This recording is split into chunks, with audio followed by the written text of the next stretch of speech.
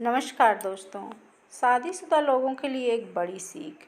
पत्नी ने न जाने क्या किया था कि पति ने उसे एक के बाद एक कई थप्पड़ जड़ दिए।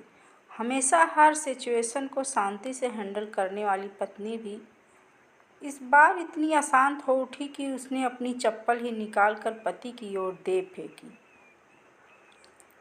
चप्पल पति के बालों को छूते हुए निकल गई। एक किस्सा यहीं पर ख़त्म हो सकता था, मगर पति ने इसे अपनी मर्दानगी का विषय बना लिया और बात बद से बदतर होती चली गई। रिश्तेदारों ने भी आग में घी का काम किया। किसी ने कहा, जो औरत अपने पति को चप्पल से मार सकती है वो ना ही तो वफादार हो सकती है और ना ही पतिव्रता। ऐसी औरत परिवार ही नहीं पूरे समाज और पर कलंक की तरह है। बीवी के पक्ष वाले कहाँ पीछे रहने वाले थे। किसी ने कहा, 21वीं सदी में भी जो स्त्री के साथ मारपीट करते हैं उन्हें तो जेल भेज देना चाहिए। तो कोई कहता है, ज़रूर इसको कोई और पसंद आ गई होगी, इसलिए अब पत्नी से मारपीट करने लगा है। बात कोर्ट तक पहुंच गई। दोनों पक्षों ने एक दूसरे के खिलाफ केस फाइल कर दिया। पति ने चरित्रहीन होने का तो पत्नी ने दहेज और शारीरिक उत्पीड़न का आरोप लगाया। 2 वर्षों से अधिक समय के लिए केस चला था। इन 2 वर्षों के दौरान दोनों पति पत्नी अलग अलग रह रहे थे। इन 2 वर्षों के दौरान दोनों पक्षों के समर्थकों की संख्या कम हो गई थी।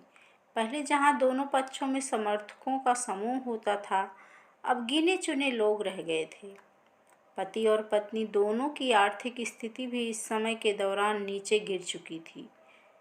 जिन्हें वो अपना शुभचिंतक समझ रहे थे, पैसों की बात आते ही इन्होंने भी अपना पल्ला झाड़ लिया था।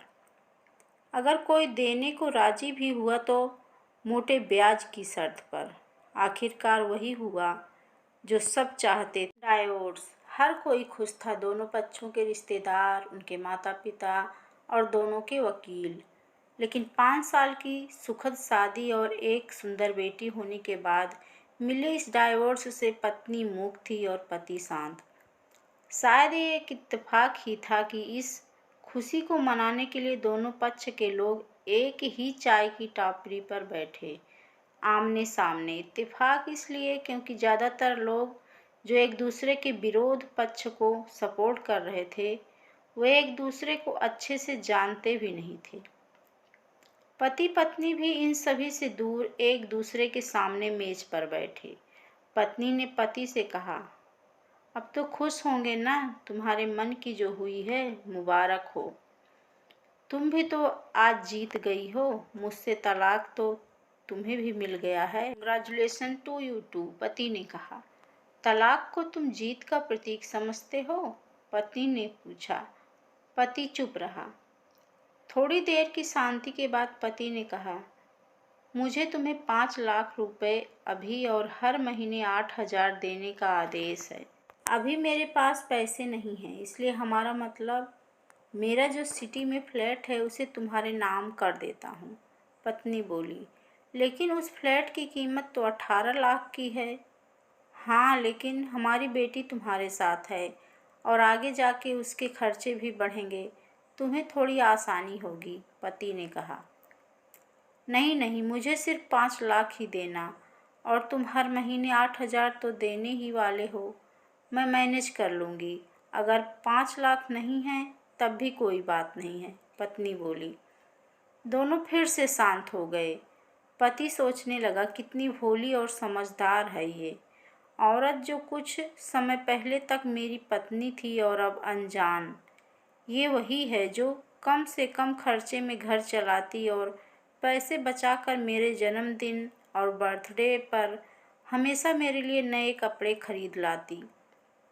कभी बीमार भी हो जाती तो पैसे बचाने के लिए मुझे मालूम न होने देती और घरेलू नुस्खों से अपना इलाज कर लेती। मगर घर में कोई और बीमार होता तो तुरंत डॉक्टर के पास लेकर जाती।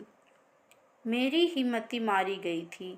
मैं ही अपनी झूठी मर्दानगी के चक्कर में इतनी बड़ी गलती कर बैठा। पत्नी के दिमाग में भी उथल पुथल चल रही थी। अभी भी वैसे का वैसा ही है।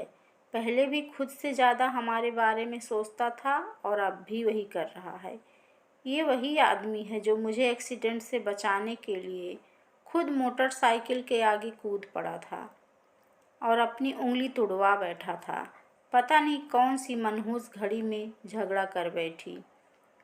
पति ने मौन तोड़ते हुए पूछा, अब तुम्हारे कमर का दर्द कैसा है? ज़्यादा तकलीफ तो नहीं होती? पत्नी हल्का सा मुस्कुराई और बोली, अभी भी होता है। अब तो पेट में भी क्रैम्बस उठते हैं। वो तो होगा ही, तुम योगा या कसरत भी तो नहीं करती हो। अब किसी गायनकोलॉजिस्ट को ज़रूर दिखा लेना, पति ने कहा। तुम बताओ, तुम्हारा अस्थमा कैसा है अब? क्या अब भी दौरे पड़ते हैं? पत्नी ने पूछा। हाँ, पड़ते हैं, पहले से ज़्यादा, क्योंकि अक्सर मैं इन्हेलर भूल जाया करता हूँ। याद दिलाने के लिए तुम जो नहीं हो, पति बोला। पत्नी की आंखों में आंसू आ गए। वो बोली, तुम्हें मेरे चरित्र पर सवाल नहीं उठाने चाहिए थे, तो ये परिस्थिति आती ही नहीं। हाँ, मैं जानता हूँ, तुम बहुत अच्छी हो। मुझसे गलती हो गई, बहुत बड़ी गलती। मैं लोगों के बहकावे में आ गया था, पति बोला। तुमने भी तो मुझ पर दहेज का इल्ज़ाम लगाया था, वो बोला। गलत था, और इस बात का मुझे भी पछतावा है, पत्नी बोली। पति कुछ कहना चाह रहा था लेकिन हिचकिचा रहा था। पत्नी ने पूछा, कुछ कहना चाहते हो क्या? वो बोला, क्या सब पहले जैसा नहीं हो सकता? क्या मतलब? पत्नी बोली, मतलब कि हम फिर से पहले की तरह पति पत्नी बनकर, सच्चे दोस्त बनकर नहीं रह सकते? पति बोला। पर ये डाइवोर्स पेपर दिखाते हुए पत्नी ने कहा। फाड़ देते हैं, पति ने अपने पास रखे डाइवोर्स के पेपर फाड़ते हुए कहा। पत्नी ने भी अपने पास रखे पेपर फाड़ दिए। सभी हैरान थे, वकील, रिश्तेदार और माँ बाप। पति पत्नी दोनों एक दूसरे के हाथ में हाथ पकड़े अपने घर की तरफ चले गए। दोस्तों, ये कहानी उन हर पति पत्नी के लिए बड़ी सीख है जो छोटी छोटी बातों पर लड़ते हैं और उन झगड़ों को बड़ा बना के अलग होने का डिसीजन लेते हैं। प्यार और झगड़ा तो एक सिक्के के दो पहलुओं की तरह हैं। दोनों को स्वीकार करना होगा, तभी ये पवित्र रिश्ता उसकी मंजिल तक पहुंच पाएगा। हाँ तो दोस्तों, अगर आपको यह कहानी पसंद आई हो तो प्लीज़ हमारे चैनल को सब्सक्राइब करें, वीडियो को लाइक एंड शेयर करें और अपने रिश्तों को वफ़ादारी के साथ निभाएं और हमें कमेंट कर ज़रूर बताएं यह कहानी आपको कैसी लगी। नमस्कार।